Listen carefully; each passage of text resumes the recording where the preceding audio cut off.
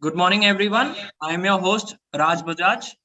Welcome you all to AIOC 2021 virtual conference. I welcome Chairman Dr. Rashmi Gandhi, Co-Chairman Professor Shashi Kumar Bhaskar, Co-Chairman Dr. Abjit Kaur, our convener Dr. Satya Karna, our co-convener Dr. K. Srikant, our co-convener Dr. Ankur Sinha, and our moderator Dr. Naveen Jayakumar. Welcome everyone. Hi, morning. Hi, thank you. I'll request the doctor to announce the first speaker's name, and over to you, sir. Thank you. Satya, over to you. Okay, so the first speaker is Dr. Jayashree Narayana Murthy. Is she available? Yes, sir. Yes, sir. Okay, she will be presenting on clinical profile, treatment, and study of visual recovery pattern in lactational optic neuritis. Yes, sir. Can I start, sir? Yes, please. Yes, you can get your screen shared organized and then we can start the timer. Okay.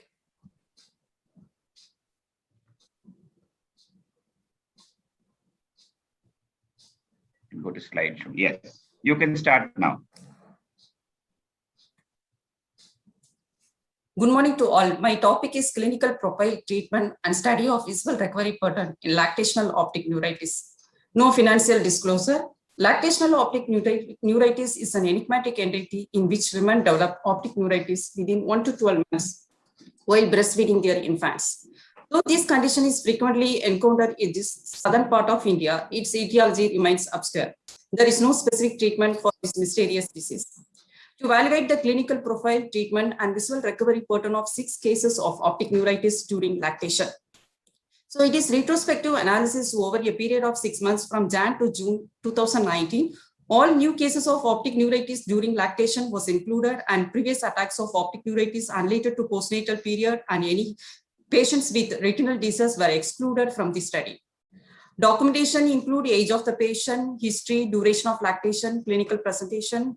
For all 6 patients, thorough neuroophthalmic examination and ophthalmic examination were done. Systemic evaluation was done. Serological investigation and neuroimaging MRI brain with contrast were done for all 6 patients. Coming to the results and analysis, total of 6 cases, pregnancy history was uneventful. Out of 6, 1 patient had twin pregnancy, and delivery history was uneventful. Out of 6, 4 had normal term vaginal delivery and 2 had delivery by cesarean section. Coming to the results of analysis continue, age group at the time of presentation ranging from 21 to 30 years, between 21 to 25 years in 4 patients, 26 to 30 years in 2 patients, duration of lactation ranging from 3 to 12 months, in age from 3 to 5 months in 2 patients, and between 6 to 12 months in 4 patients. All patients presented with acute diminution of vision with mild pain, laterality unilateral in 5 cases, and in only 1 patient bilateral presentation is there. Visual acuity at the time of presentation ranging from 6:18 to hand movements, between 6:18 to 6:24 in 2 patients, 6:36 in 1, and less than 6:60 in 3 patients. On examination, people showed RAPD in 5 cases except in 1 which had bilateral affliction. Coloration was defective in 6 patients. Center field showed central scotoma in 4 patients, non-specific pattern in 1, which was not done in 1 patient. Fundus examination, which revealed hyperemic disc edema in 5 patients and normal fundus in 1 patient. Neurological examination was normal. There is no focal neurological deficit. Systemic examination was normal. Blood investigation was normal. Neuroimaging MRI brain with contrast was done, which showed thickening of optic nerve, optic neuritis with no evidence of demyelination. So coming to the treatment part and visual recovery pattern, all 6 patients were initially treated with B vitamins, both injectable and oral. Breastfeeding was stopped for all patients and observed for 1 week. Of 6 patients, 3 cases showed visual improvement after 1 week with vitamins alone. So they had been advised to continue the vitamins, and frequent follow-up was done in 2 weeks, 4 weeks, 6 weeks, 8 weeks, and 12 weeks. So they have showed almost a full visual recovery by the 6th week. Fundus optic atrophy. In other 3 patients, no visual improvement was noticed with Vitamix alone after 1 week. Then they had been started on IV methylprednisolone injection followed by tapering what was given. So out of 3, 2 patients showed full visual recovery by 6 weeks and only 1 patient with bilateral presentation showed slow visual recovery by the 12th week. So coming to the discussion part, lactational optic neuritis can hardly be considered a specific entity unless the disease recurs during a subsequent period of lactation without underlying demyelinating disease. The clinical course of optic nerve affliction in our case series was similar to classic optic neuritis. So out of 6, 1 patient had bilateral affliction and other 5 had unilateral optic neuritis. The clinical history and laboratory findings of 6 patients showed the same findings. Neuroimaging showed thickening of optic nerves with no evidence of demyelination in 5 cases, and it was normal in 1 patient. So clinically presumed diagnosis of lactational optic neuritis was made. Nutritional deficiency was probably the cause of optic neuritis in our case series. The immunological abnormalities and hormonal changes during pregnancy and lactation may contribute to the manifestation of optic neuritis during lactation. All cases are excellent prognosis and showed full visual recovery by the 6th week, except in 1 case which had bilateral optic neuritis, so visual recovery by the 12th week. So to conclude, the existence of lactational optic neuritis, however, is questioned as a separate entity of its own. Pregnancy appears to be an immune productive period, but postpartum period is immunological for exacerbation of demyelinating or autoimmune diseases. These are my references. Thank you, sir. Thank you, Dr. Jayashree.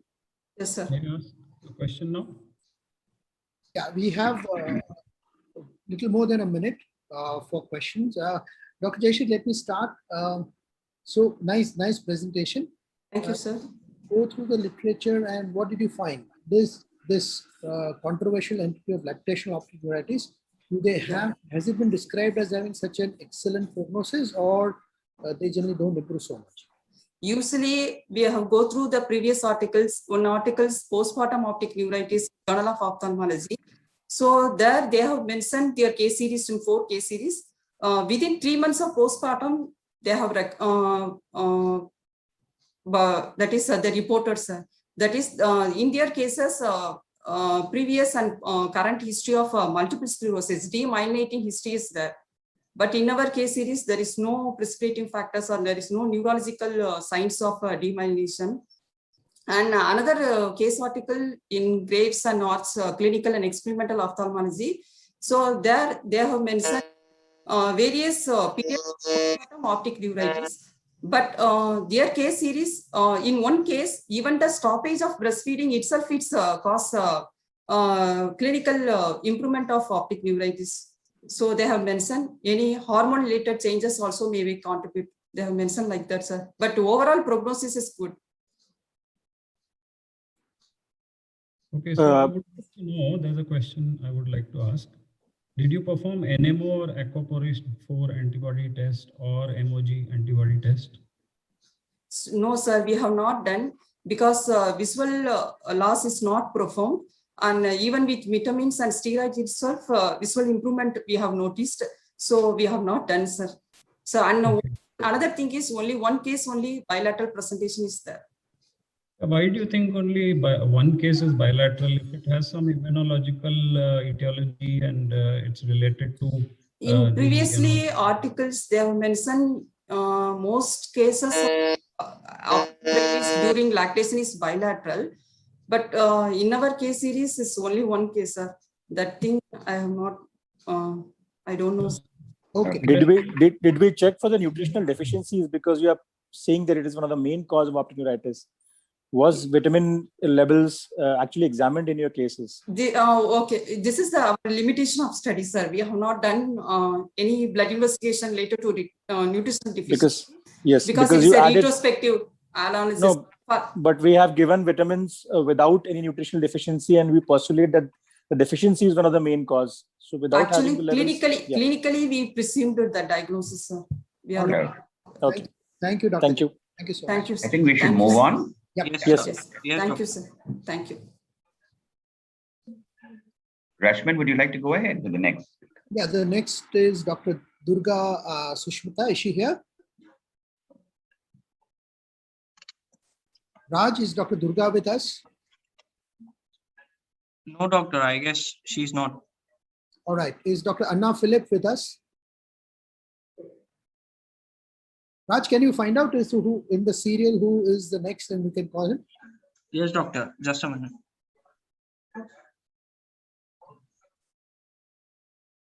We'll announce once again Dr. Durga Nag Sushmita Jasti. Is she here? Next is Dr. Anna Philip, paper number 816. Okay. Dr. Anna, are you here?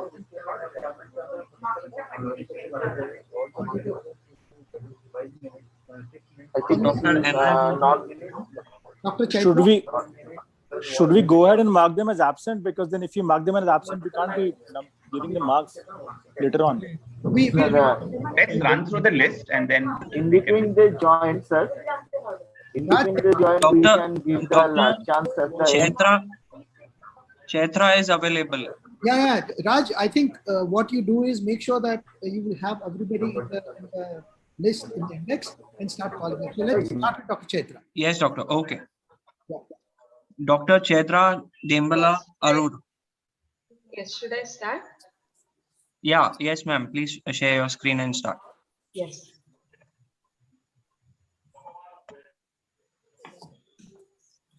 Give me 1 second. I'm just setting it.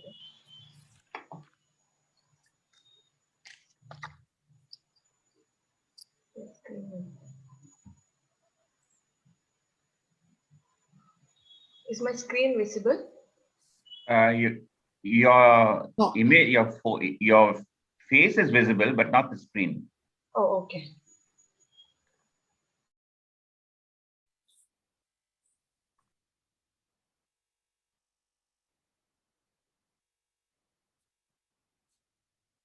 Sorry, give me 1 more second. I think. Yes.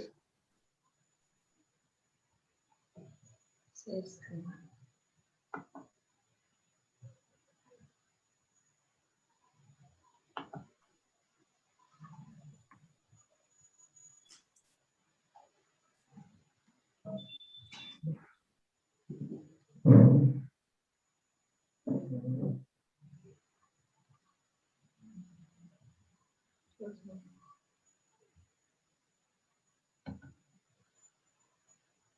Doctor, you have to share your screen.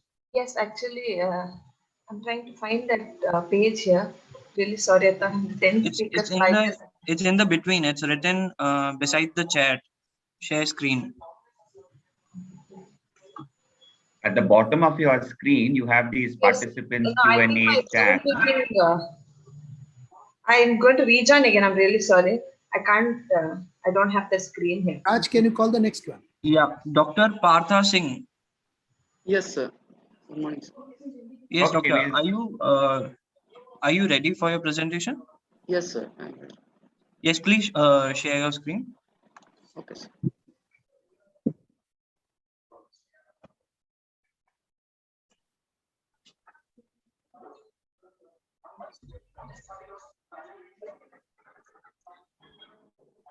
Sir, is it visible now?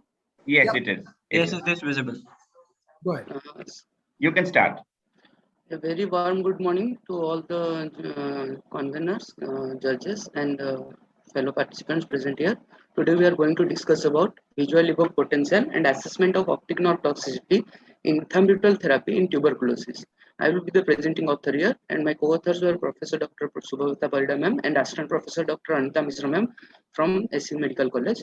I have to say that there is no financial interest involved.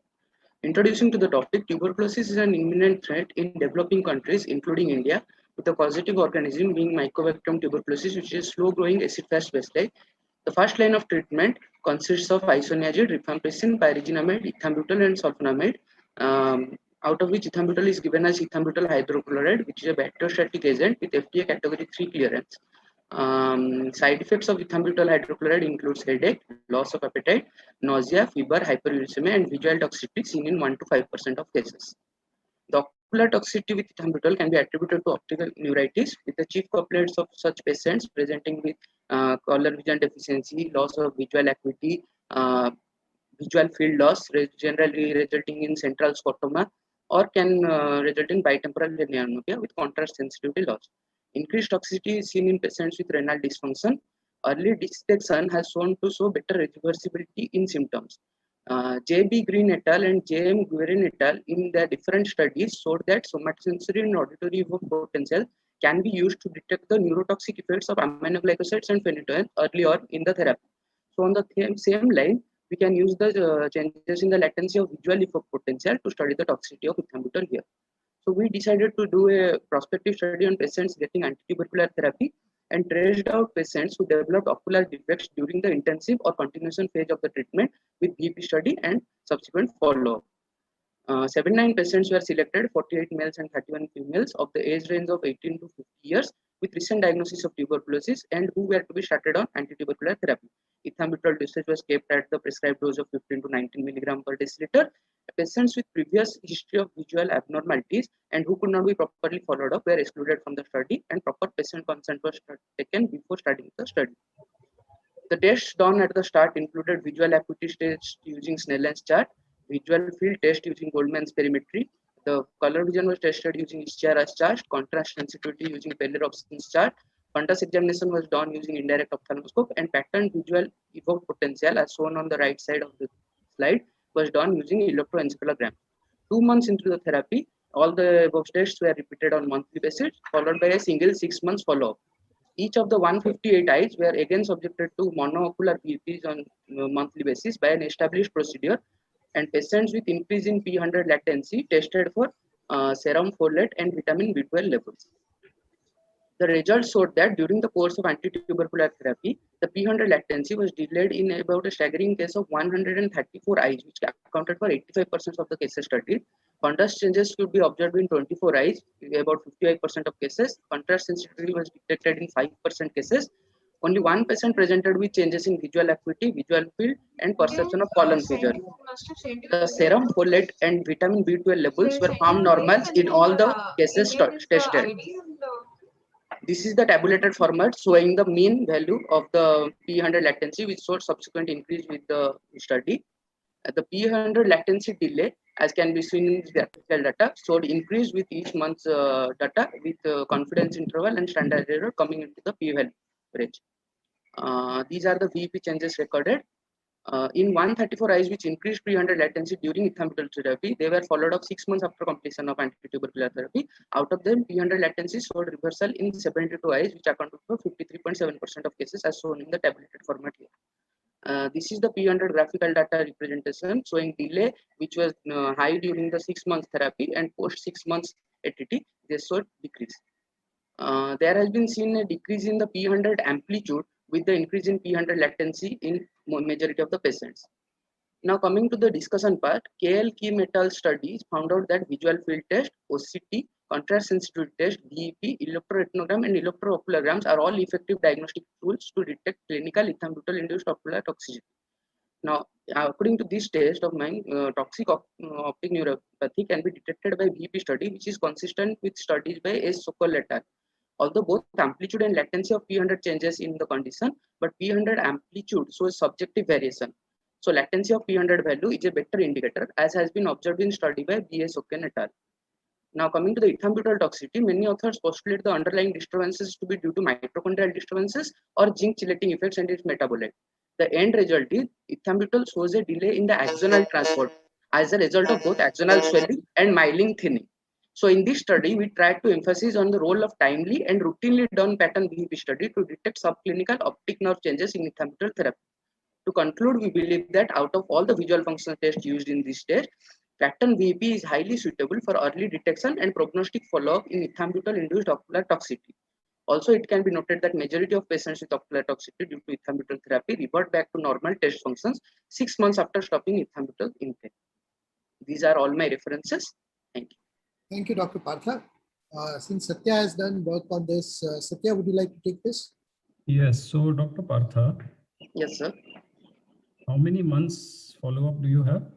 Sir, I did the study for a span of 12 months, means more than 15 months, out of which the first 6 months were for during the therapy, and post 6 months anti-tubercular therapy, one VEP study was done.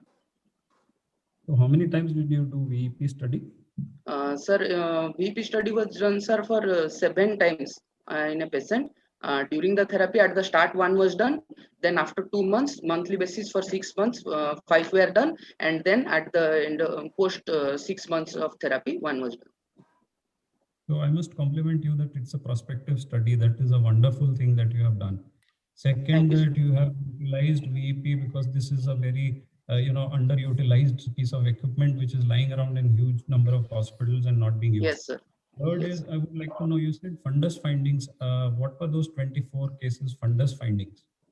Sir, the fundus findings were varying from patient to patient. In most of the cases, out of the 50% cases, that showed hyperemic disc changes. And there was slightly margin blurring, morely to the lateral aspect of the disc. That type of changes, sir.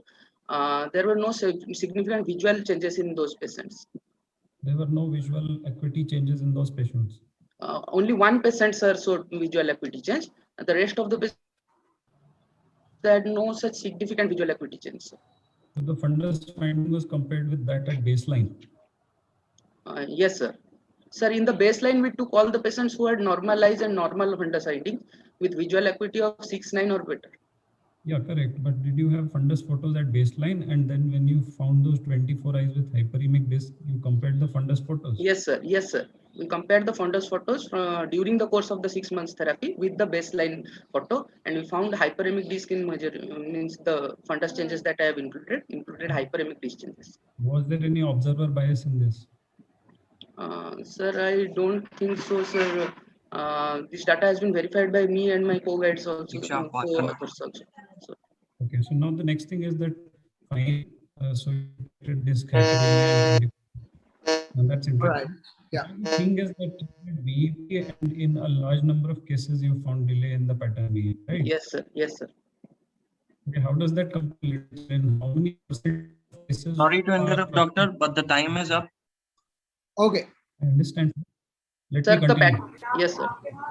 Sir, the pattern VEP can be used as a prognostic evaluator, so that we can use that value to follow up patients and to check for the visual acuity changes if there can be anything in the future, and to allow the patients to report to us as soon as possible as they see that if there is any visual acuity change. All right. All right. Thank you. Thank you, Dr. Pathak. Thank you, doctor. Thank you, sir. Respected judges, Dr. Chief is ready to present. Raj?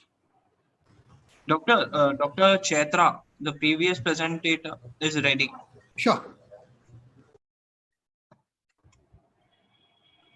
Dr. Chaitra, can you share your screen? Yeah.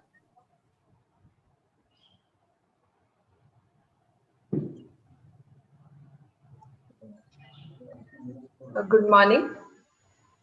The paper that I'll be presenting today is Tolosa-Hunt syndrome, a Pandora's box. Tolosa-Hunt,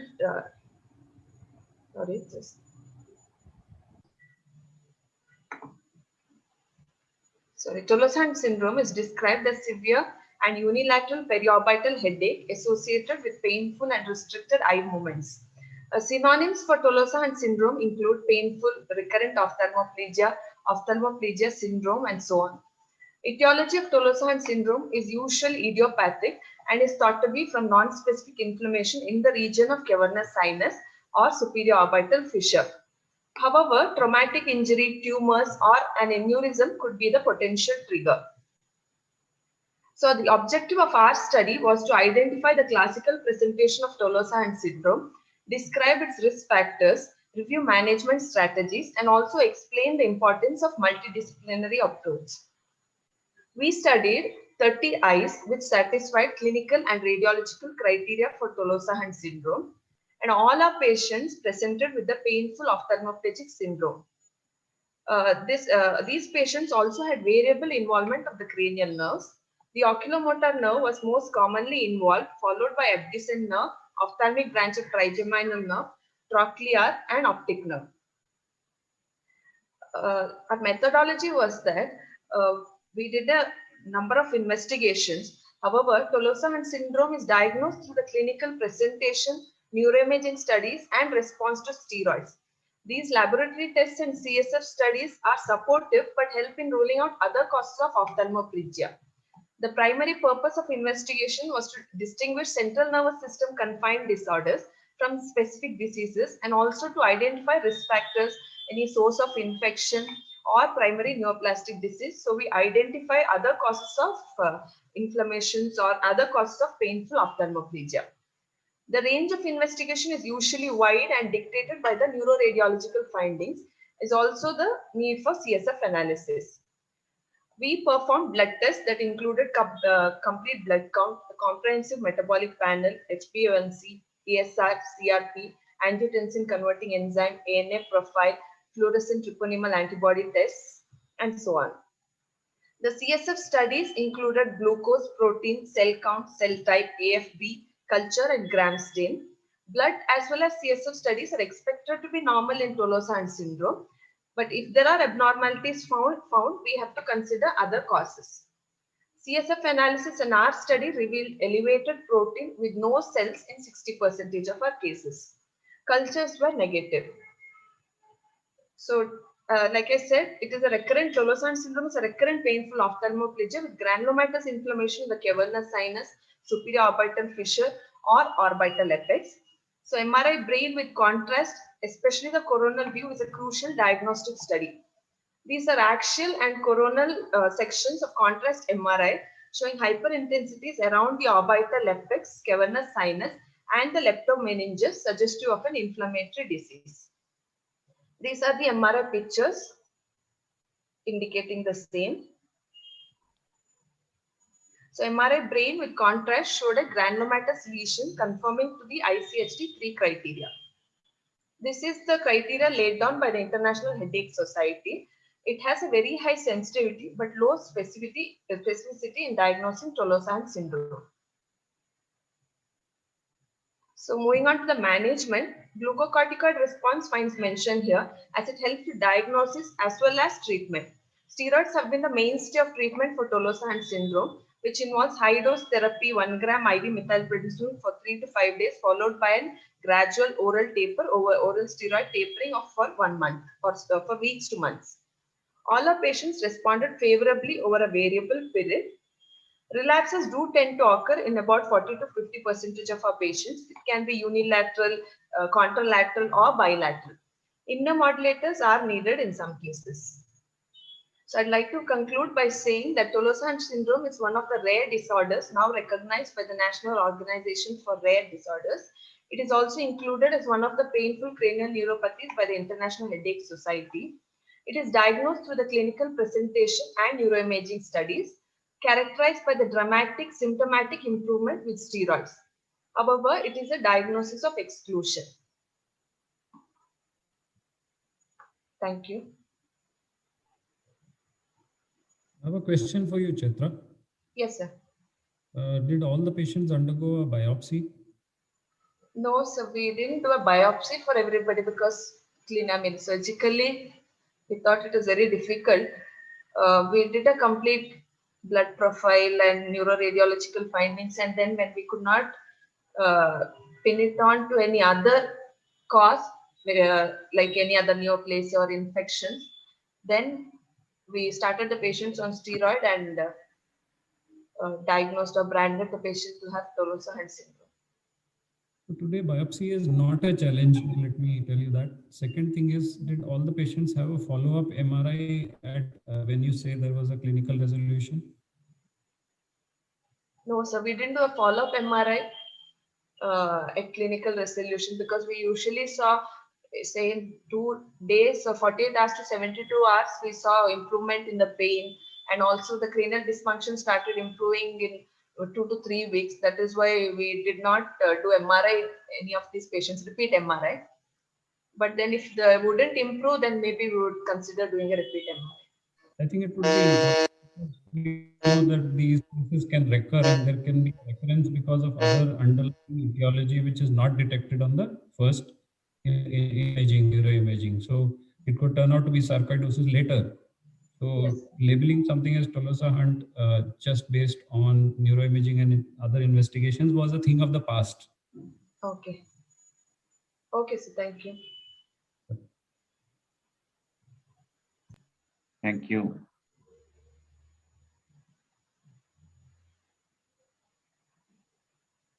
Raj, can we have the next one? Thank you, Dr. Chandra. Thank you, sir.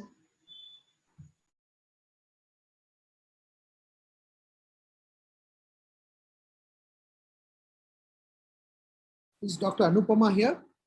Dr. Anna Philip is here. Okay. Oh, good. Okay. Dr. Anna Philip, can we have your presentation, please? I think we should make the next person ready in the meantime. Raj, can we ask for the next person to be ready after her, because we lose time in between now? Right, sir. I am texting them directly, but Okay. some are responding and some are not. Okay. Okay. Yeah, Dr.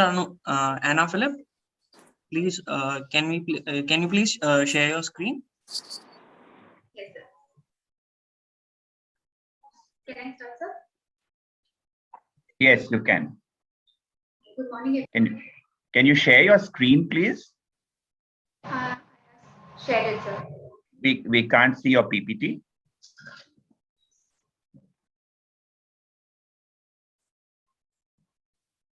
We can see you, but we can't see the PPT. Yeah. I think this is starting. Yes.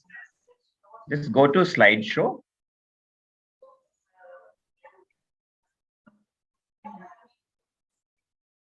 Now is it visible, sir? Yes, but you can just click that slideshow on your laptop screen at the bottom. That. Yeah. Yes, that's fine. Go ahead, please. Good morning, everybody. So I will be speaking on my study, which is optic nerve involvement and visual outcome in myelin oligodendrocyte glycoprotein antibody positive patients. There are no financial interests in the study. So optic neuritis includes a group of disorders which cause inflammation of the optic nerve, and when it's not associated with multiple sclerosis, it is termed as the atypical variant. They include neuroretinitis, infectious optic neuritis, MOG-IgG positive optic neuritis. The myelin oligodendrocyte glycoprotein is a transmembrane protein on the oligodendrocyte cells, which is responsible for myelination of axons. The phenotypic presentations are wide, which can include acute disseminated encephalomyelitis, transverse myelitis, optic neuritis, recurrent remyelinating diseases, etc. When present, the optic neuritis in MOG-positive patients are usually bilateral, have steroid response, and they present with disc edema rather than retrobulbar involvement alone. The aim of the study was to describe the optic nerve involvement and visual outcome in MOG-positive patients. The records of 18 patients who were MOG-IgG antibody positive were reviewed. All the patients were treated at the departments of neurology and ophthalmology in St. John's Hospital, Bangalore. The duration of the study was from 2018 to 2020. The data collected include age of the patient, gender, type and duration of symptoms, visual acuity, color vision, pupil response, fundus examination for optic nerve involvement, perimetry studies, radiological studies, final visual outcome, recurrences or relapses within the 2-year period, treatments given, and complications. The intervention was on admission, all the patients underwent imaging studies, which was either MRI or CT contrast. They were administered intravenous injection beta-prednisolone for 5 days, followed by oral prednisolone to taper. In patients with poor response to steroids or steroid dependence and recurrent optic neuritis, injection rituximab was given. The gender distribution, out of the 18 patients, 8 were males and 10 were females. The age distribution, within the age of 21 to 30, there were 6 patients. 31 to 40, there were 6 patients. 41 to 50 had the least, which is 1 patient, and 51 and above had 5 patients. The optic nerve involvement, out of the 18 patients, 11 had bilateral optic nerve involvement and 7 had no optic nerve involvement. They presented with features of transverse myelitis or other demyelinating features. The optic disc status, out of the patients who had 612 vision or worse, they had disc changes which is suggestive of partial or total optic atrophy, and patients with vision better than 612 had features of disc edema, which included hyperemic disc, margins blurring, obliterated cup, vessels, obscuration, etc.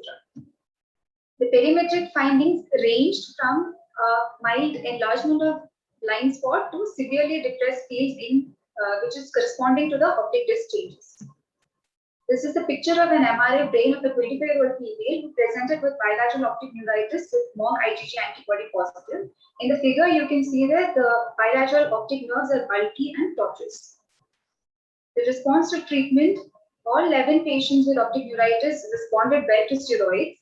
7 out of the 11 had dependence on steroid and we couldn't taper them off of oral steroids. 2 required immunosuppression, which was injection rituximab, and 2 presented with recurrent optic neuritis within the 2-year span itself. And 1 patient out of this 11 developed steroid-induced glaucoma also. The visual outcome, about 54% had a mild vision loss, which is vision between 6:9 and 6:18. About 6:24 to 6:36, moderate loss of vision was seen in 27%, and severe loss was seen only in 1 patient, that is less than 6:60. And 1 patient had vision of 6:6 parts at presentation and post-treatment also. The MOG antibody is a specific biomarker which is different from both multiple sclerosis and aquaporin 4 IgG and MOSD. It has a wide phenotypic spectrum. The MOG optic neuritis usually has optic disc edema, which is severe, bilateral, and recurrent. Larger studies show that recurrent optic neuritis occurs approximately half the patients, with some cases being both steroid responsive and steroid dependent, leading to a chronic inflammatory optic neuropathy. While vision loss is usually significant, but recovery is better in comparison to the aquaporin 4 IgG optic neuritis. Ideal methylprednisolone given for the treatment of MOG antibody positive optic neuritis has been reported to be effective in some cases. There's partial or no recovery in 50% of cases in larger studies. The long-term treatments of prednisolone, IVIGs, immunosuppressants like rituximab, mycophenolate have all been reported to reduce annualized relapse rate. To conclude, the involvement was always bilateral and majority responded well to steroids, leaving a fair final vision outcome. So the timely diagnosis of MOG positive optic neuritis in an ophthalmology OPD setting with clinical assessment and perimetry is a crucial role to improve the quality of life in patients with MOG positive antibodies. Thank you.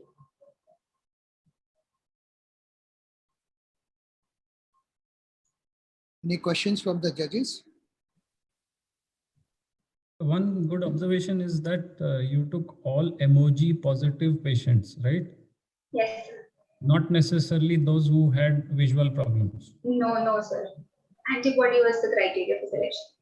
Yeah, that's a good way to go about it. And this is good because we are generating more information, data specific to India. Appreciate it. Thank you, Doctor. Introducing our next speaker, Dr. Anupama.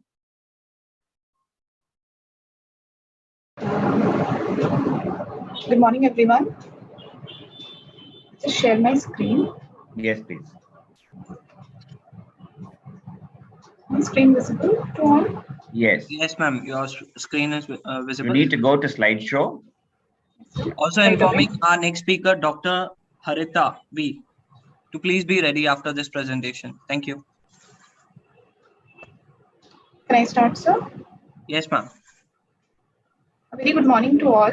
I'm Dr. Anupama Janardhanan, Pediatric Ophthalmology Fellow at Arvind Eye Hospital, Madurai. I'll be talking in brief about this interesting topic, retrobulbar neuritis, the irony of which is when both the doctor and the patient does not see. No financial disclosure. What do we know about retrobulbar neuritis? We know that it's inflammation of retrobulbar portion of the optic nerve prior to the entrance of central retinal artery.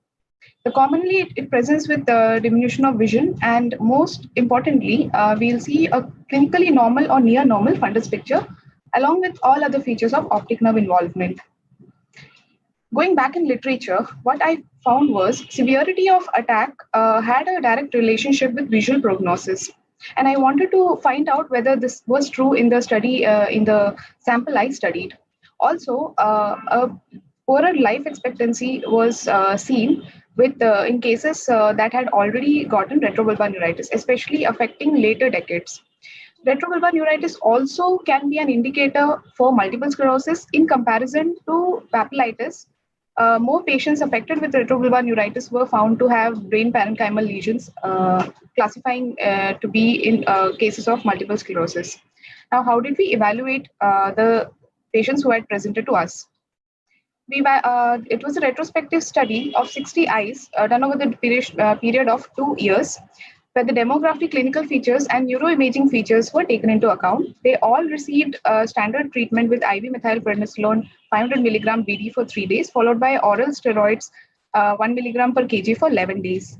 And these patients were subjected to descriptive and analytical statistics. Now, what did we find? We specifically took those cases who were radiologically and clinically diagnosed to be cases of retrobulbar neuritis. And we found an array of wide range of patients ranging between 12 to 66 years of age. Female preponderance was found, and the cases were bilateral in about 20% of all the eyes. Visual acuity present at the time of presentation had a moderate vision loss in 38% patients and severe vision loss in 31% patients. Following IVMP, at day 3, improvement was noted in about 58%, and a better improvement was noted by 1 month in about 85% patients. Now, of specific interest is the atypical presentation of various retrobulbar neuritis cases. 7% were noted to not have any color vision abnormality checked with Ishihara's charts, and about 4% patients did not demonstrate any subjective pupillary change in reaction. The characteristic feature of pain on eye movements was absent in 65% of cases. Coming to the fundus picture, we were able to find that about 73% patients had a near normal looking disc appearance. Only 20% showed hyperemic disc, which was characterized by preservation of cup disc ratio and minimal elevation and almost insignificant margin blurring. And also 7% cases presented for the first time with defective vision with temporal pallor. Now, the statistical significance that was noted was the patients who presented early had a better visual acuity at 1 month. Also, the older patients had higher chances of developing disc pallor on 1 month evaluation. There was no statistical significance between gender and the final visual outcome. Also, there was no significance between gender and fundus appearance. What was known in literature priorly, the severity of involvement or the drop in vision in comparison to the visual outcome was not found in our study, probably attributed to the shorter duration of follow-up. Discussing broadly, also quoting George Eliot, it was said that whatever is behind the barn door, we won't be able to see it. That is the same with retrobulbar neuritis also. What we are unable to see, there's a high possibility we might not pick it up and it get pushed around as either amblyopia, especially when they're present with just one line vision loss. Moving on, so what we knew was female preponderance. We confirmed that multiple sclerosis has been commonly documented to be the case of to be the etiology of retrobulbar neuritis in our study. Probably because most of the patients did not have an associated systemic feature in their first presentation. Multiple sclerosis was just secondary to idiopathic. Also, fundus appearance was normal in literature in about 64%, almost similar to what we found. And we did not find any relation between severity and prognosis. Now to conclude, retrobulbar neuritis is a silent vision threatening disease with systemic implication. Etiology is myriad and we are still counting. Atypical features such as may or may not have pupillary involvement, color vision may just present with mild desaturation, and even a one-line loss can have an underlying retrobulbar neuritis. To emphasize, the first-line warriors such as an intern posted in ophthalmology department or a junior resident, for the fact a midline of ophthalmic assistant posted in periphery must be trained to identify it at the earliest and do a prompt referral, not only to treat the condition, but also to evaluate and put a pin on the systemic association. At the least, we will be able to also give a visual prognosis depending upon the presentation and the 1 month fundus picture to the patient. These are my references. Thank you. Thank you.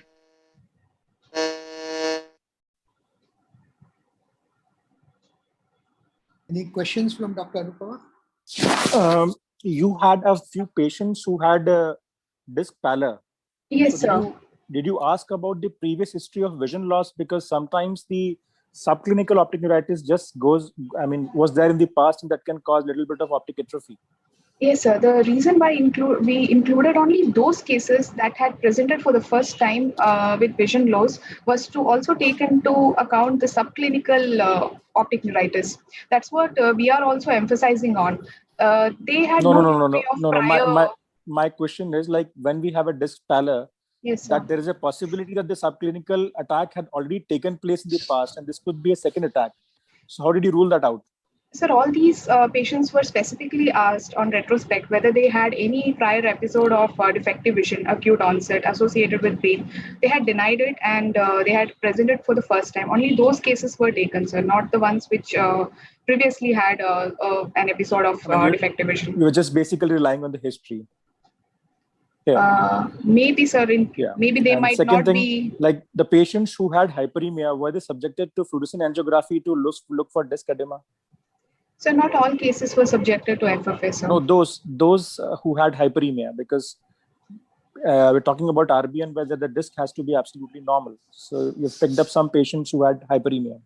No, sir, they were not subjected to FFS, sir. So FFA was not a protocol for it. No, yeah, sir. Only neuroradiological imaging was done, sir. Okay. I just had a question, Dr. Anupama, regarding maybe older patients and the possibility of ruling out ischemic optic neuropathy. Because one of the fundus photographs of disc pallor looked like a altitudinal kind of a pallor as well. Yes, so, sir. How many of your patients had coexisting diabetes, and how many of them were, say, over 45, 50 years of age? Was there? Yes, sir. About 20% of them also had associated diabetes and hypertension. However, the radiological aspect was more gratifying in our case. We were able to take that into account since profound retrobulbar optic nerve thickening and edema is not a feature of ischemic optic neuropathy. We were able to term it into retrobulbar neuritis. Thank you for this. Thank you, doctor. Next speaker is Dr. Harita. Yes, sir. Yes, ma'am. Could you please share your screen? Yes. Yeah.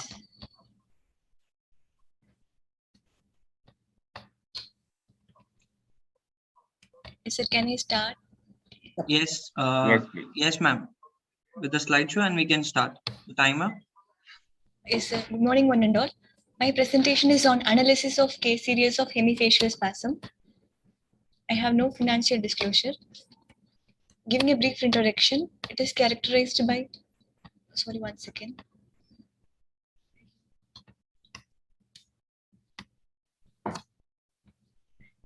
It is characterized by unilateral contraction of the muscles innervated by the ipsilateral facial nerve. Its prevalence is about 9.8 per 1 lakh persons, according to studies by Nielsen et al. It is the disease process of the nerve root entry zone of the facial nerve. Based on the etiology, it can be categorized into primary and secondary hemifacial spasm. Primary due to vascular compression of the nerve root entry zone of the facial nerve. It is more prevalent compared to the secondary, common in the 5th decade. A secondary hemifacial spasm can be due to any trauma, tumor, demyelination, or vascular insults to the facial motor nucleus or the peripheral course of the nerve. It is diagnosed clinically, and imaging modalities help in confirming the diagnosis and differentiating it from any other movement disorders or ruling out any secondary causes, and they help in intraoperative planning. Management can be medically by injection botulinum toxin or surgically by macrovascular decompression. In neuroimaging, the aim of the study is to detect the etiology, and the need of MRI in all HFS cases is discussed in the study. It is a retrospective short case series involving 26 patients who presented to our neuro-ophthalmology clinic in a 3-month duration with hemifacial spasm. The mean age of presentation was 53 with a male-female ratio of 1:2.3. Meanwhile, 2 patients with secondary HFS presented at comparatively younger age. They presented with twitching involving periocular area, angle of mouth over a mean duration of 1 to 2 years. Headache was seen in 6 patients, associated in 6 patients, and systemic hypertension was associated in 2 cases. Based on the MRI, They were diagnosed with primary hemifacial spasm with neurovascular conflict in 63% of the patients, and secondary causes were seen in 9.1%. The MRI was normal in 27% of the cases. In the neurovascular conflict, posterior inferior cerebellar artery was involved in 50% of the cases, and anterior inferior cerebellar artery in 33%, and vertebral artery in 16% of the patients. In patients with a secondary HFS, this is the MRI contrast showing CP angle tumor diagnosed as vestibular schwannoma. The other patient found to have cavernoma in the left temporal lobe with marked GRE blooming. All the cases with primary HFS were treated with injection botulinum toxin. Secondary HFS were referred to neurosurgeon for further surgical management. Coming to discussion, HFS is characterized by tonic-clonic contraction of the orbicular oris, causing involuntary eyelid closure and eyebrow elevation. This contraction progressed to the regions affecting frontalis, orbicularis oris, and platysma. This sustained contraction gives severe disfiguring grimace with partial closure of the eye and lifting of the mouth corners. This helps in clinical diagnosis of the HFS. Primary HFS, as per previously concluded studies, it is due to vascular compression of the facial nerve root entry zone in the posterior fossa. ICA was the most commonly involved arteries according to the previous studies. The causes of secondary HFS, as discussed by previous studies, can be anywhere from the facial nerve nucleus or from the internal carotid auditory canal to the stylomastoid foramen. These previously conducted studies concluded that primary hemifacial spasm is more common than the secondary, and these are the various causes found, like CP angle tumors like schwannoma or any meningioma, and demyelination or any vascular conflicts. MRI and CT angiogram is done in all cases, and they help in clinching the diagnosis and differentiating primary from secondary. This is 3D reconstruction image showing the right pica causing the right hemifacial spasm in this case.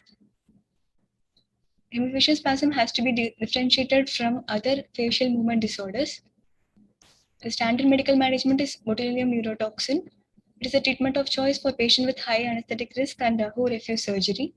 Anticonvulsants such as gabapentin are less effective, and they provide symptomatic relief in early HFS patients. Microvascular decompression is the treatment of choice. The underlying principle is to separate nerve vessel conflict. Aneurysms are treated with an endovascular coil embolization.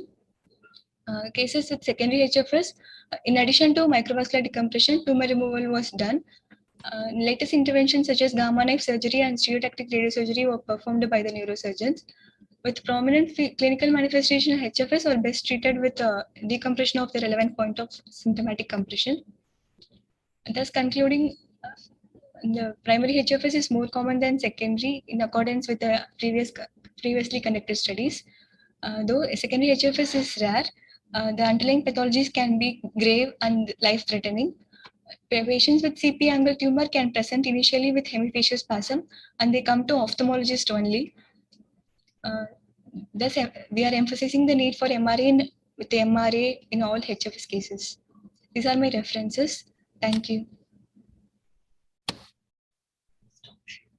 Rita, it is really appreciable that you've done MRI with MRA in all the cases. Am I right? Can you stop sharing your screen? Yes, sir. Yes. MRI with MRA was done in all your cases, right? Yes, sir. Yeah, so that's really appreciable that you went all the way to look for the etiology. And it is also interesting that you saw 26 cases of HFS in 3 months, right? Yes, sir. Okay, so that means that you are a really important tertiary referral center for such cases. So I think you should do a prospective study and you should publish your results, because you're showing 50% or more etiology, you know. 50% or more, sorry, sir. 62% you said have an neurovascular conflict. Conflict as the etiology, yes, sir.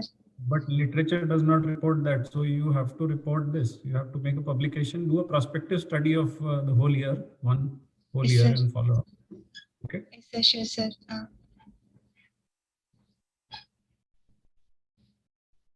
Network bandwidth is low.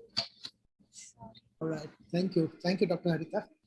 Thank you, sir. Thank you, doctor. It was a wonderful session. Thank you, sir. Moving on to the next speaker, I'd like to invite Dr. Pranesh. You. Ma'am, this Zoom chopped. Sorry. It came here now. So hope my screen and my audio is all fine. Yes, it is. Yes. Yeah, perfect. Okay. So hello everyone, and the topic is on clinico-etiological profile of superior orbital fissure syndrome.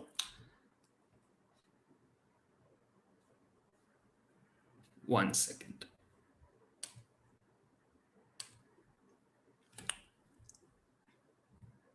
So the aim of the study is to understand the various causes, clinical features, and management modalities in patients who are diagnosed with superior orbital fissure syndrome, visiting a neuro-ophthalmic clinic in a tertiary eye care center. So we planned this as a retrospective observational study. This is essentially a pre-COVID data for a year. So records of 48 patients were studied who were diagnosed with SOFS, and these were the parameters dealt. We included all the newly diagnosed SOFS clinically and radiologically. SOF syndrome differentiates from the orbital apex syndrome by the sparing of the optic nerve involvement. Hence, we excluded patients who presented with optic nerve compression in our study. And we did not consider traumatic SOFS as we wanted to see in our population whether inflammation or tumors predominated. And we did not include recurrent cases either. No surprises with the sex ratio as there was a gender equality. And with the age, the most common age group affected were above 50 years of age. The diagnoses were confirmed on neuroimaging, where non-specific idiopathic inflammation of supraorbital fissure, that is Tolosa-Hunt syndrome, was found to be the most common cause. As you can see in the table, an astounding 77% of our patients had Tolosa-Hunt, followed by space-occupying lesions. The classic picture of Tolosa-Hunt is painful ophthalmoplegia, but many of our patients presented predominantly with ptosis and very few of them had pain. Only 3 patients in our study had pain, contrary to Dr. Chaitra ma'am's study or discussed previously. Hence, ptosis was the most common sign noted, indicating a third nerve involvement. Therefore, third nerve or the oculomotor nerve was the most common involved nerve, contrasting to literature where sixth nerve seemed to be a favored nerve. Followed by, so in our patients, third nerve was the most common, then 6, 5, and 4. The high prevalence of diabetes mellitus is another revelation in our study, as 30% of patients had diabetes mellitus, which makes the steroid treatment of Tolosa-Hunt a bit tricky. All the patients who were suspected with supraorbital fissure syndrome underwent MRI brain with orbit with contrast. And patients diagnosed with Tolosa-Hunt showed enhancing lesions involving supraorbital fissure and cavernous sinus. So whenever we found the non-specific inflammation, we started the patients on intravenous methylprednisolone, 1 gram for 3 doses every day. Whenever we found any other causes such as space-occupying lesions and other causes, we refer the patients appropriately. So to briefly discuss, supraorbital fissure is going to be a pear-shaped aperture in the orbit which lets out several important neurovascular structures. Any pathology compressing these nerves coming out of SOF can cause the pathology, and the most common involved segment is going to be the middle part of supraorbital fissure, as evidenced in our study as well. The most commonly involved nerve is sixth nerve, as literature says, but in our case, it was the third nerve. These are the clinical features. When 3, 4, 6 nerves are involved, there's going to be an external ophthalmoplegia with ptosis and efferent pupillary defect. And the fifth nerve involvement accounts for pain and paresthesias. The most common cause for supraorbital fissure syndrome in Western literature is trauma. There are 3 reasons why trauma is going to be more prevalent: because of displaced bone fragments, bleeding, and edema. Tumors and inflammatory pathologies play a major role, and in our case, it was the very important non-specific inflammatory cause, that is Tolosa-Hunt syndrome. So to briefly describe, it is an idiopathic non-specific inflammation. It's a focal non-specific inflammation at the supraorbital fissure, orbital apex, or cavernous sinus. And the important feature is they show a dramatic response to intravenous steroids. It is essentially a diagnosis of exclusion. So in essence, we have these three letters, THS, predominating our patient study, and third nerve was the most commonly involved nerve, contrary to sixth cranial nerve, and 34% of patients had diabetes mellitus. So is there a link between that? We have to look for it. And when patients are going to have diabetes, again, it poses a challenge for us to treat with intravenous methylprednisolone. So to conclude, the diagnosis is essentially clinical, and imaging studies play a huge role in confirming the diagnosis and gives us an insight into the underlying etiology. And as with many neuroophthalmic conditions, a team of specialists give us the best possible outcomes for our patients. So thank you so much. Anish, do you have any MRI images of your patients to show us? No, sir. I don't have any MRI images to show now, but all of them present with these enhancing lesions with contrast. So what are the features of inflammation on an MRI, contrast enhanced MRI in the superior orbital fissure area? The MRI reports told that there was an enhancement lesion, primarily focused on the cavernous sinus and expanding to superior orbital fissure. Okay, how do you know it is inflammation? Sorry, sir. How do you know it is inflammation? The most common radiological finding in Tolosa Hunt was this non-specific inflammation involving cavernous sinus and supraorbital fissure. No, what? Tolosa Hunt is a diagnosis of exclusion. How do you say it's inflammation? Nothing else. Based on radiologist's opinion, we ruled out space-occupying lesions. So there are two other inflammatory conditions. One could be an orbital pseudotumor. The second could be Tolosa Hunt. And orbital pseudotumor patients will present with proptosis and predominant orbital symptoms. So we diagnosed as Tolosa Hunt. Okay, just one word of advice here quickly. Tomorrow I'm going to have a presentation on neuroimaging in the afternoon. There's one point which I'd like to make. The radiologist is not a clinician, so he will use the word inflammation just so that he is not, is not going to give you the exact diagnosis. He is not implicated in it. So be careful. Please take two opinions, discuss with the neurologist, discuss with the neurosurgeon, and then decide whether it is inflammation or something else. Okay, sir. Sure. Thank you, doctors. It was a wonderful session. Introducing our next speaker, Dr. Jamil. Ma'am, could you please unmute yourself and please share your screen? Good morning, everybody. Am I audible? Yes, ma'am. Okay. Just a minute, I'm sharing my screen.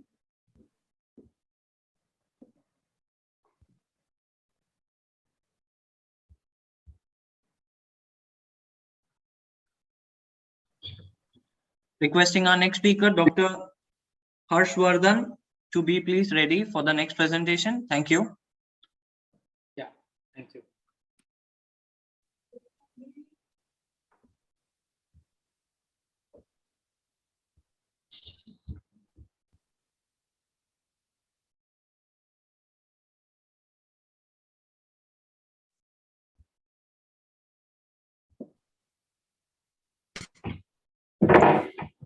Is my screen visible? Yes, it is. Good morning, everyone. I am Dr. Jamil Fatima, postgraduate student from Alameda Medical College. I'll be presenting my paper titled Color Vision Deficiency Trait, Prevalence and Perceptions Among Employees for Annual Master's Checkup.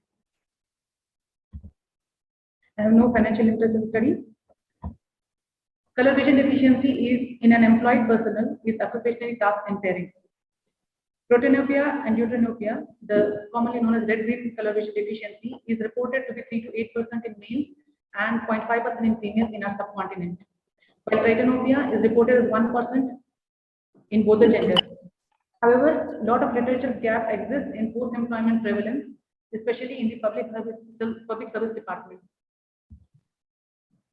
Perceptions, that's the knowledge and attitude of color vision deficient patients, determine the professional rehabilitation and the quality of life, and the knowledge of genetic etiology of the color vision deficiency and inheritance pattern coexistence in training and rehabilitation.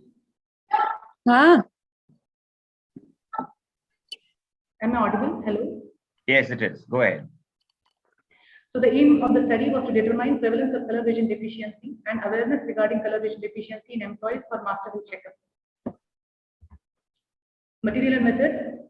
It was a cross-sectional study conducted in ophthalmology OPD of Al-Amin Medical College, Jaipur between August 2019 to January 2020. Employees of selected public service departments who has come for post-employment annual master health checkup under Arogya Bharat Yojana were recruited for the study. Convenience sampling was followed and complete enrollment was the sampling method used. Consecutive individuals presenting to ophthalmology OPD under Arogya Bharat Yojana master checkup were included, and individuals with visual acuity less than 6/9 or a history of ocular trauma, ocular surgery, and optic nerve, history of optic nerve disease were excluded to rule out acquired causes of color blindness, color vision deficiency. Institutional ethical committee approval was taken and informed participation participants. Comfortable है आज पंखा नहीं चलाना पड़ रहा बाहर तो बहुत ठंडा हो गया Data collection done in Ishihara pseudochromatic chart 38 state and questionnaire was administered for sensitivity perception. Statistical analysis was done using SPSS trial version software and chi-square test was used as a test technique. Totally 1,151 male individuals were studied, out of which most of them were male.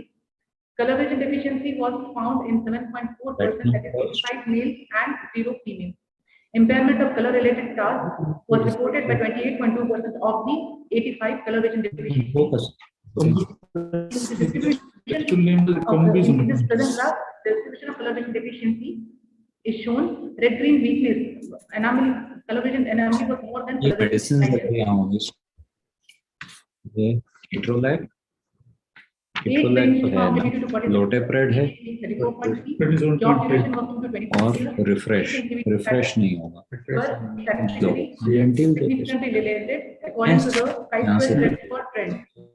and job duration and safety status were statistically not significant. Associated refractive errors were analyzed in the 85 color vision deficient males. 14% had myopia, 10% hypermetropia, and 30% having presbyopia. यहाँ dispensary में है. I don't know why. आप एक slip बनवा लीजिए तो हम slip. Gaurav, kindly mute yourself. Can others mute themselves, please? Just the speaker to talk. Central registration यहाँ पे दे देंगे आपको. Raj, can you please mute everybody? Registration खुला है. खुला है. Hello sir, can I proceed? I have a lot of disturbance.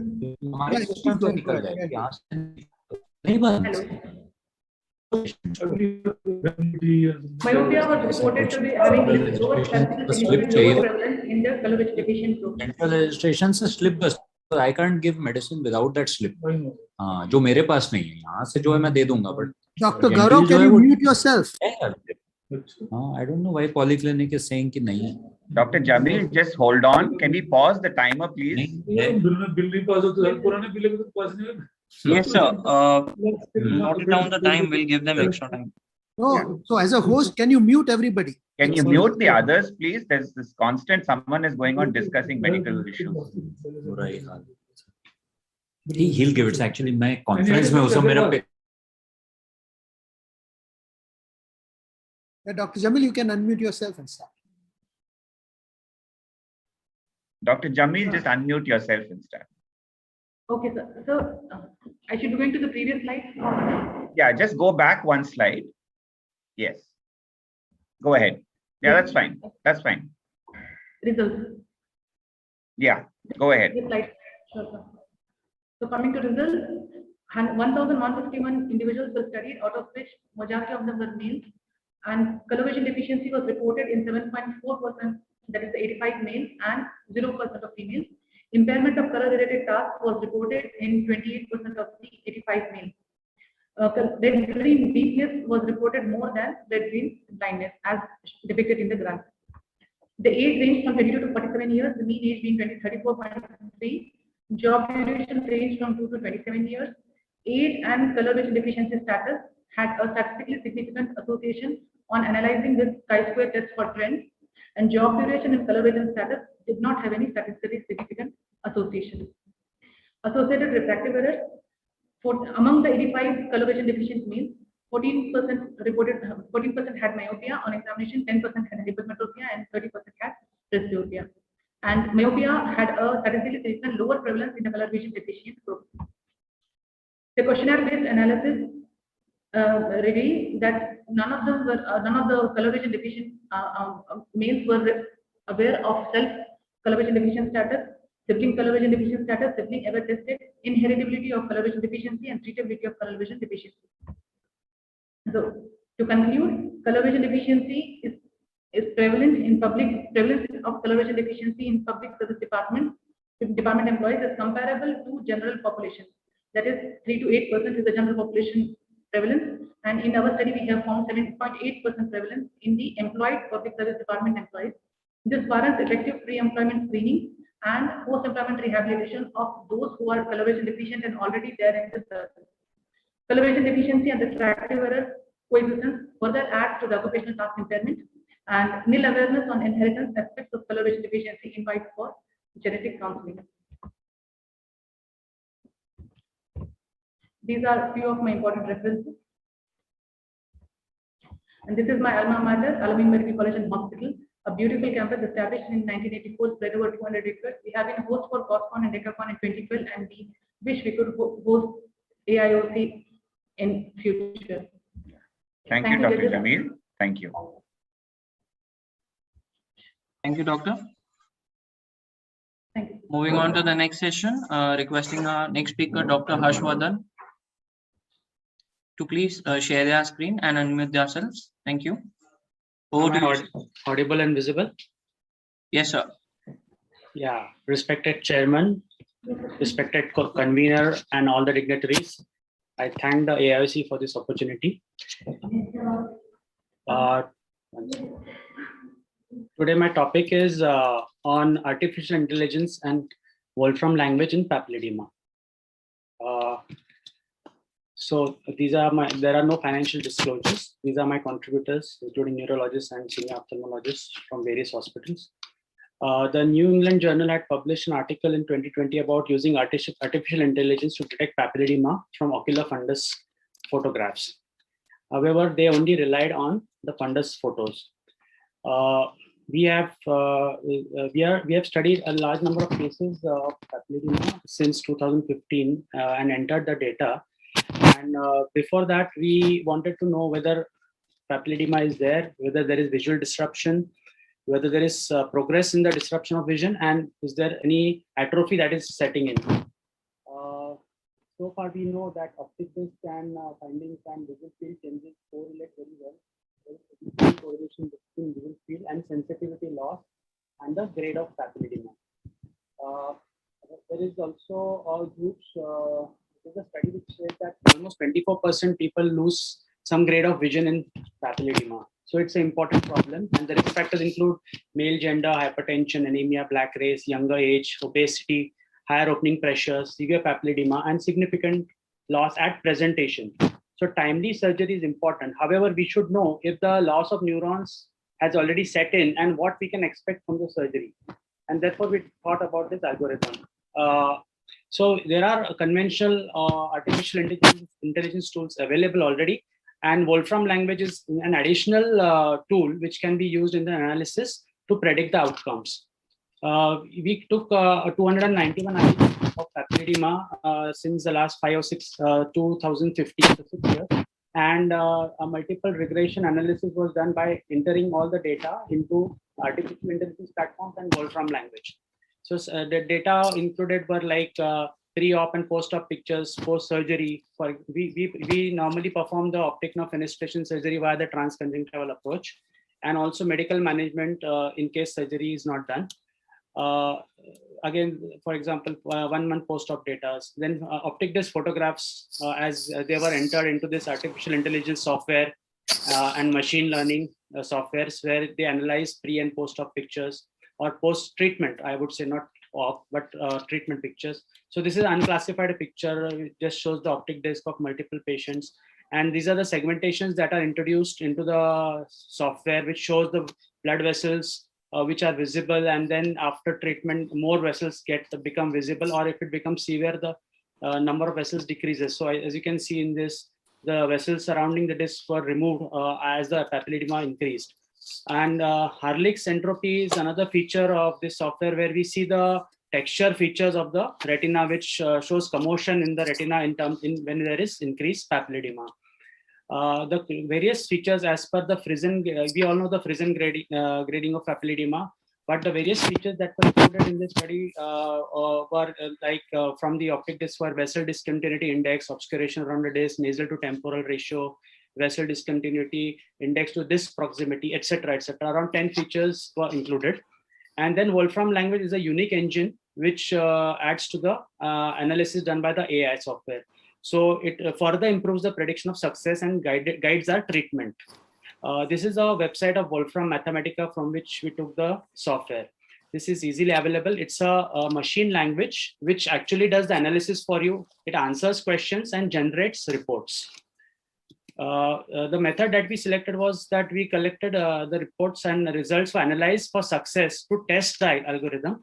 Then they were compared with cases which were done in spite of algorithm suggesting failure, and then also compared with cases which were refused surgery when the algorithm was suggesting that it should succeed. So we were seeing all probabilities while entering the data. And then we also, these are the things we entered into the algorithm, like dynamic retina. These are the pulsations of the various arteries that are taken into consideration by the software. And it tells us, as you all know, then when the pulsations are present, it means the papilledema is either not there or it's resolving. So that those pictures analyzed. Fractal dimensional analysis also done. It is basically the analysis of various quadrants pre and post treatment of the optic disc. And it is also analyzed by the same software. And these are the examples of the pictures that we put into the software. These are also some of the pictures of the OCT where the Brooks membrane shows indentation or projection out when there is increased papilledema. So those kind of pictures were also used. The algorithm in its conventional form had sensitivity of 89% and specificity of 82%. And when Wolfram language addition, the Wolfram language was used, it was 84% and 89% sensitivity and specificity. That is what we got from the statistics after entering all these 291 cases or 291 eyes, I would say. It was then combined, we found that the combined accuracy was 90% in predicting the outcome. So when you use both of them together, we get still higher accuracy. This is machine learning has already been used in the past, for example, in in diagnosing and treating optic neuropathies and pseudopapilledema. But they were the studies were all limited by what specific diagnosis they were looking at, not as a not in papilledema per se with all different etiologies. So we would suggest that if algorithm allows the surgery, then only we should operate such cases of papilledema. The operations mainly include optic nerve fenestration and VP shunt procedures. And therefore, the algorithm gives a better prediction of outcomes. The algorithm is in the phase of patent and also pre-publication probably. So we are not actually coming out with too much of data right now. And these are the basic references. And thank you for patient listening. I wanted to ask you a little more detail about algorithms.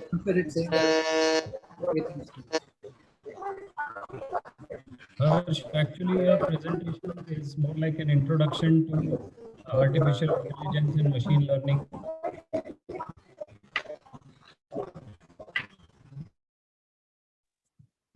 Harsh, can you hear me? Sir, requesting you to please unmute yourself. I have muted everyone. Yeah. I'll request everyone who are not who are just attending, please mute yourself. Harsh, can you hear me?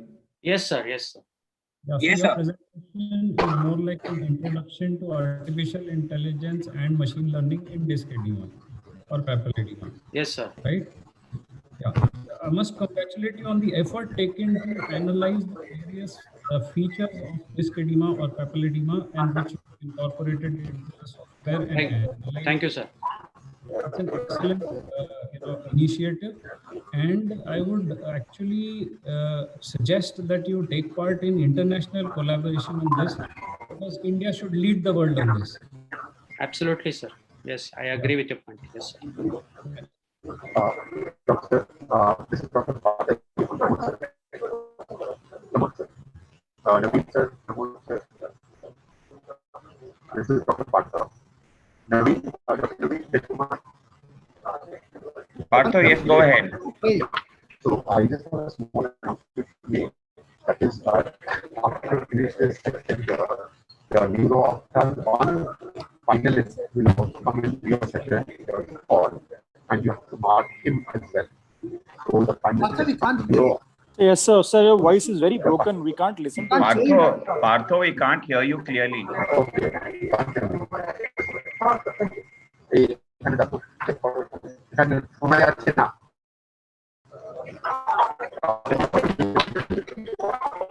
You want to leave a message in the chat or something if it's something.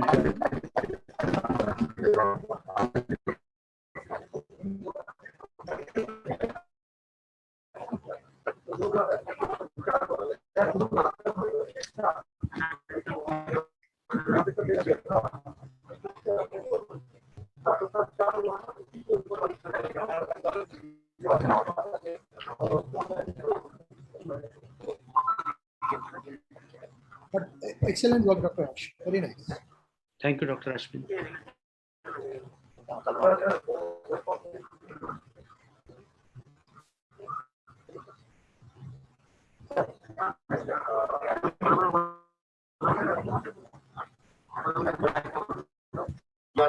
I think, are we finished with the free papers?